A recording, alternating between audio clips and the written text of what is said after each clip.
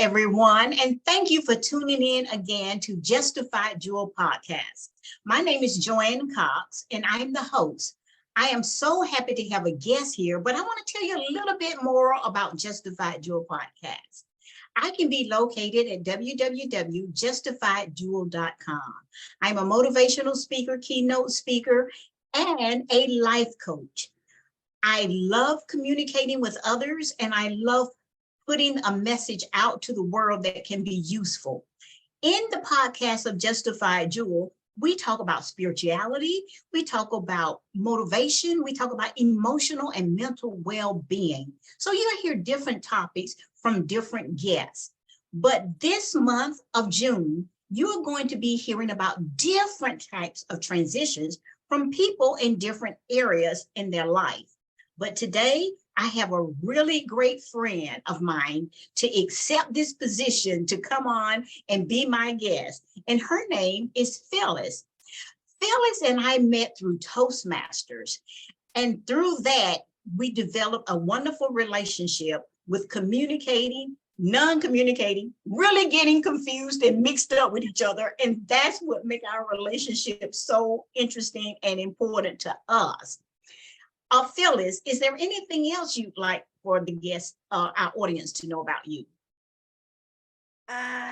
In addition to speaking, I am a writer. I think when most people think of me, they think of me as a writer. I write poetry. I wrote a children's book with the help of our mutual friend, Latricia, and I'm working on other things to write. So I like to think of myself as a transformational storyteller.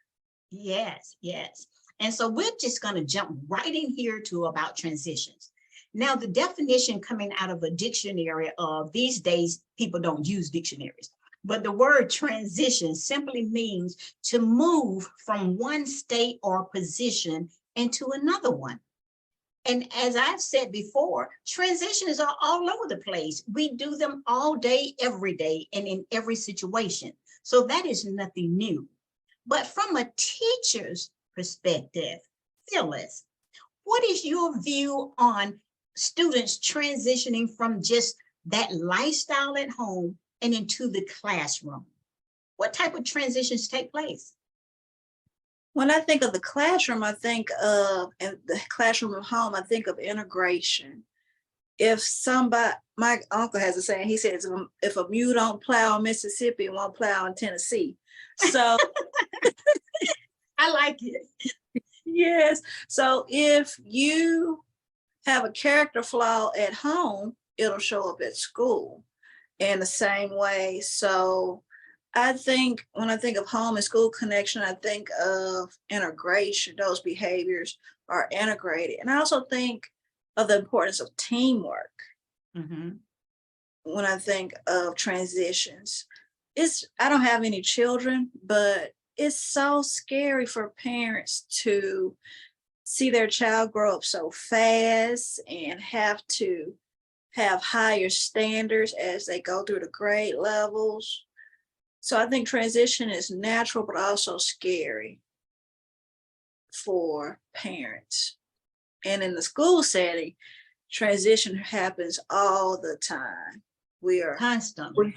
We have this curriculum, we have that curriculum, we have this program, so we have to shift. So a lot of shifting, but it's very important that there's a home and school connection. And so with all of that, what is your biggest challenge to try to get their student to understand you're not at home? It is now time to be prepared to be a great listener to what you have to put out there. What is the greatest challenge and how do you handle it? I've been in the education field since 2006. And I remember early I would say, do I need to talk to your parents? And they'd be like, oh, no. But now I'll say that and they say, call her. And I'm like, oh, that's not working anymore. So I think it goes back to that home and school connection. And everybody's not raised the same, and there's nothing wrong with that, but knowing the expectations when you're at school and expectations when you're home. And I will say this, I work with a lot of great students and Yeah. they have very great parents. So overall, it's the transitioning of home expectations and school expectations. And years ago, I came up with a workbook for parents. It was called a parent toolbox. And it used the vowels A, E, I, O, U, and Y.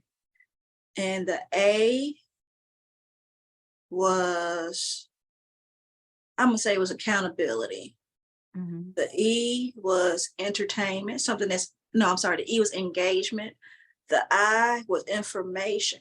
So stopping at that I, do you have the basic information as a teacher? We're also can use this mnemonic device. Do we have the parent's email address? Do we have their phone number? Do we know the best way to reach them? Mhm. Do they work at night? And for parents, do you check your email? Do you have the right email in the system? Have you read the handbook? Have you reviewed it? So that'll help with transitions too, is having the information. Yes, that's very important. I like that idea. I think I can use that parent toolbox, and I don't have any kids, but I think that might be universal. I like Yeah, that idea. And with that happening, what can a parent actually expect after being in that classroom setting? What about, behavior changes or communication? Should they expect a positive move in this direction? absolutely. They should expect a positive move. And I think one of the biggest challenges is the expectations. Mm, mhm. I was helping students with math, and I said, this is third grade, but is this algebra? Like, I remember doing this when I was in sixth grade. So some of the parents are around my age or a few years younger. So it's that overwhelmness of, are we going to get through this? Yes. Are we going to get through this? And you guys will, with practice, reinforcements, and staying in touch. And something else you said made me think about this. Sometimes students are acting differently or behaving differently, and you start to talk to them more, and they say, "My grandma passed away. Mhm, Um, my mom and dad are getting a divorce. My mhm, mom is deployed. We just had a baby brother. He sleeps in my room and he cries all night." mhm. So there's so many things that can interfere with transitions, but the more that we know, the better we can help. Yes.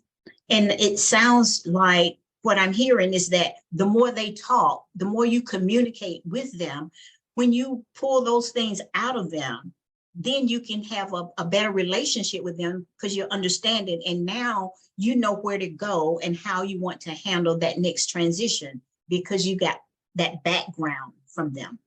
And I Yeah, think that is so important with all of us in life when we just know about things and then we find out what's causing that to take place. Now, you know what? I want to shift something totally different with the transition. Now, this is still transitioning because earlier I said we do all types. Now, we've talked about that parent connecting with the student and you with the parent. But what about you as a teacher? What happens when a teacher has to transfer, or not have to, but transfer from one school to another? What does that do to you as a teacher? it makes you want to pull out your hair. So I worked at the same school for 11 years and Okay. recently transitioned. It's May now. I transitioned to a new state, a new school in November. The policies are the same, but the execution is different. There's different personalities. There's things that you may have to change. When I lived in North Carolina, I stayed 3 miles from my job. Mhm. So something as simple as that, the time was different. We had to be at work at 7:30. Here I have to be at work at 8. And sometimes we get out at 4:30. There were so many transitions, the schedules, the people. Mm. the execution of policies. And you just have to be flexible. I responded to an email in my new school and I said, the stages of building a team is forming, storming, norming, and then performing. So there's going to be some hiccups along the way as there's a new team. There's a lot of learning for everybody. Yes. That sounds like another book. I'm listening to those words, and I think as a poet, you just pull things together that I don't know. I don't believe you understand that vocabulary that you have, that every time you speak, something else is coming out of that file cabinet that you open up. I love that. And I have to give that credit to John, I believe it was John Maxwell. It's a theory called group development. Okay, group development. Okay. When you said some of the things I was listening to about the changes and the policies and just your distance from school, do you just feel like moving from one location could just be almost a cultural difference or a cultural shock? It's a huge shock. And I think if I would have moved to a school a mile down the road, it would have been similar experiences because it's different people, it's different execution of practices. And I was so familiar with that group of people. So I think regardless of where you move, there's going to be a transition. I have also moved just from different grade levels before. Like I've taught maybe 5th grade, and then the next year they say, Phyllis, you're teaching 4th grade. Oh, now I got to learn the 4th grade curriculum. Now I got to become more familiar with how 4th graders act compared to 5th graders. So there's a lot of transitions that occur with just moving in the building or down the street. Yes, that sounds like a psychological thing that you actually have to deal with. So in the preparing, when you move from that, and we're going back now to the student thing, when you move from one level to another level, how much time does it take you as an individual to just adapt to just that change? I had taught 4th grade for quite a while, at least 6 years. And now I teach 1st, 2nd, and 3rd. Difference. What a difference. But thankfully, I've worked with kindergarten through 5th grade in my career, but it's just remembering. You know, a 4th grade, I'd like, sit down right now. But a 1st grade, I have to be like, okay, safe hands, safe feet. So you have to meet people on their level. So you have to, not even the academic part of it, but to understand how to communicate with a 1st grader compared to a 4th grader, and to how to motivate them differently than a 4th grader. If I told a 4th grader, hey, you do this, you can get a sticker, they would say, sticker? Who wants a sticker? Who wants a sticker? But a 1st grader might be like, sticker. And I'm like, okay. Well, so far, all of your levels have still been in the realm of elementary school, correct? Yes. Now we're hearing on the news a lot of violence that's taking place in the schools. And I don't know where it's coming from, but do you have any fear of that affecting you in your job or just being in that position? I will say this, especially because you were talking about transitions. It's important not to let your guard down. Not to be hyper vigilant, but not to let your guard down. Because everyone thinks, so many people think, so many people think, I never thought it would be my school. But it can be your school. There could be a parent in the parking lot waiting for you. That's right. It could be a kid. That incident that happened this year, that was a kindergarten student that brought a That's gun right. and shot the teacher. Mhm. So I think the best thing is to not become complacent and think, oh, this will never happen here. I think that's very smart. That's very smart on your part. And I believe that a lot of other teachers and students and parents are feeling the same way that you do. And that's just to make sure that they're protecting themselves. Now, with all that being said, with the stress of teaching, with all of the things that can happen that has nothing to do with a school ratio, what is it that you do to relax and enjoy and just unwind as a teacher with that kind of position?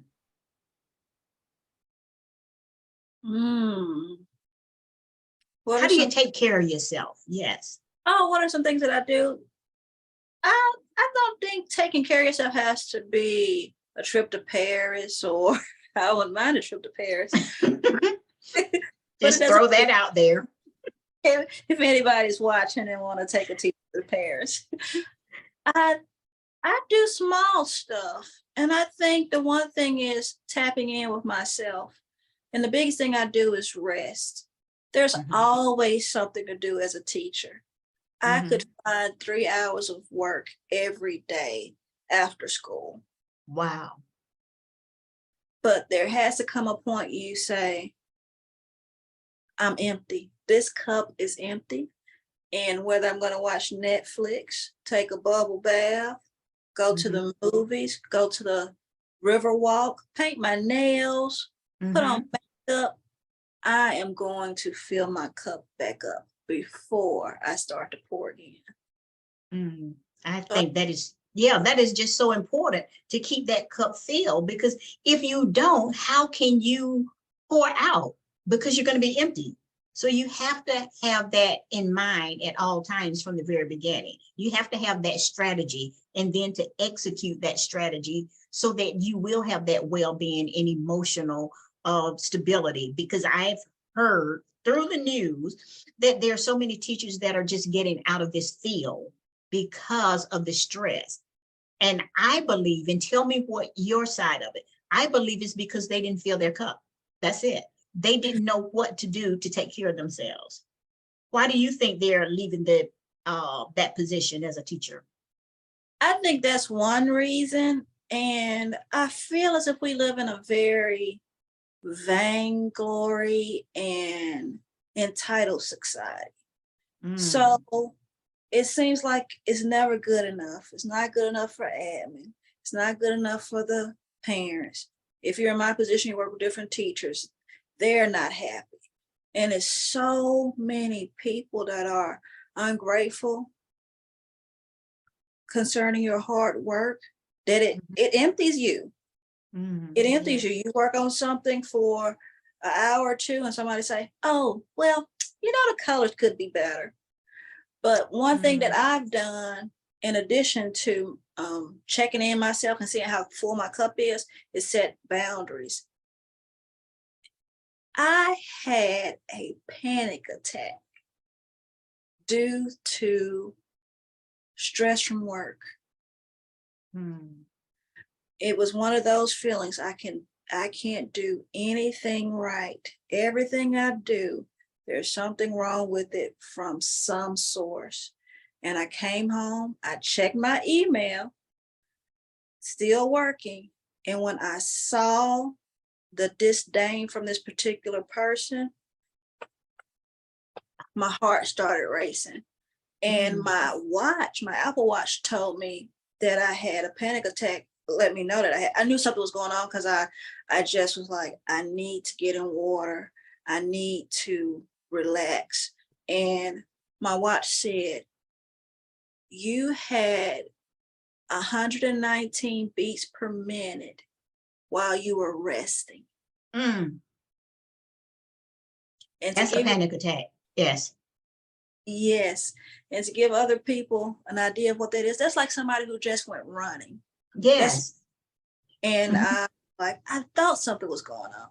And that's when I said, I'm only doing 5 hours of work, extra work a week, and I'm going to have to uplift myself. I know I'm doing a good job. I see students growing. And sometimes you have to celebrate yourself. You have to. Now, motherhood and teachers used to be on this high pedestal, and they knew what it took to be a great teacher and a great mother. So I commend you for being in the profession, staying in the profession. My question to you is someone that has decided, just graduated, and they've decided in their journey to go to the university about being a teacher. And they said, Miss Phyllis, tell me what it's like to be a teacher, and I want to hear the good things. What would you say?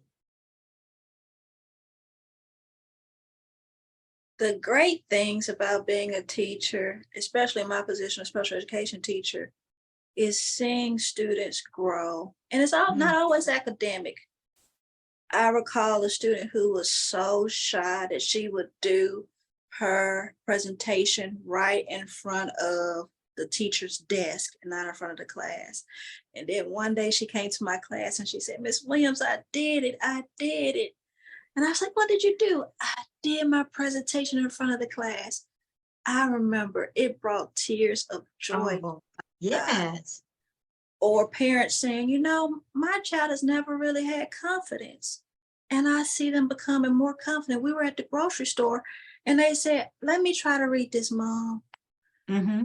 So in addition to academics, it's also behavioral growth, confidence. And sometimes I've had students who I taught 5, 6 years ago when I was in North Carolina, and they'll come back and see me. Yes. That's rewarding. It's very rewarding. Very rewarding. I love that. And with that being said, can you believe it is time for us to come to an end on the transitions? And I do believe that the viewing audience, they will get a lot out of this, and they will in turn put this into their day-to-day life. So before you tell us all the great things you have in store, I just want to leave one question that you can have and sit on this platform. And that is, what are some shifts, common ground shifts, making transitions less intimidating? Because when we think of a transition, sometimes we get frantic. So what would make a shift less intimidating? The best way to deal with a disaster is to prepare for it. People have tornado kits. They have different types of things for winter emergency kits. We need a life emergency kit. When I go to this new school, I know I'm not going to get along with everybody. How am I going to counteract that? When I go to this new school, I know they're going to do things differently. How am I going to deal with that? What resources am I going to have? So I think the best way to deal with transitions, no matter what they're going to be, is to prepare for the disaster. That's the big word. The word is preparation. We prepare for holidays. We prepare for a wonderful vacation. We prepare by having car insurance. We prepare for all these things. So now we need to just narrow it down and put it in a basket and say, yes, I will prepare for any type of transition that's coming along. So you heard it right here from Justified Jewel podcast from Phyllis Williams, telling us about different types of transitions from teaching and outside of teaching and taking care of herself. Now, Phyllis, tell us your latest books, where we can find you on the web or your website. Let the audience know where they can find you. Well, I do individual development and community development. As community development, I do that with a partnership with Latricia Smith. You can find us on Instagram, TikTok, and Facebook under LTP Unlimited Lima Tacos Pizza. Maybe I'm hungry. Unlimited. And I am rebranding myself, and I want to be known as the founder of The Art of Me. So I do have that as a journal / short story / poetry book, and I have it as a coloring book. Mhm. Latricia and I are 2-time book award winners for our children's book concerning Kwanzaa, the land of Nguza Saba. And we are trying to get 20 book reviews. So please go. The summertime is coming up. It's a great time Mhm. for your child to read about culture and adventure. So the land of Yes. Nguza Saba. Okay, and in order for them to do this book review, they would purchase the book. Where can they purchase the book from? The book is available on Amazon, and Nguza Saba is spelled Nguzo space Saba. That was clear enough. But if for some reason that you didn't get that because you didn't have your pen and paper, you can always look back at this podcast. And if you can't, you can call me, Justified Joel Podcast. Phyllis, thank you for being my guest today. And I've gotten a lot from this myself. I just want the audience to know that I have every book that she's written, the paperback. I love the workbooks that she have and some of the things that she used to do that she's not doing with little workshops. We're going to get her back out here so that everyone will know that Phyllis Williams is a poet and a writer, and then I call her the famous artist that I know, that I personally can take pictures with. So thank you again. We look forward to seeing you on another podcast with Justified Jewel. Thank you, Phyllis. Thank you, Joanne, and thank you for being a bright gem. Oh, Jewel, you get it? A gem. Until next time.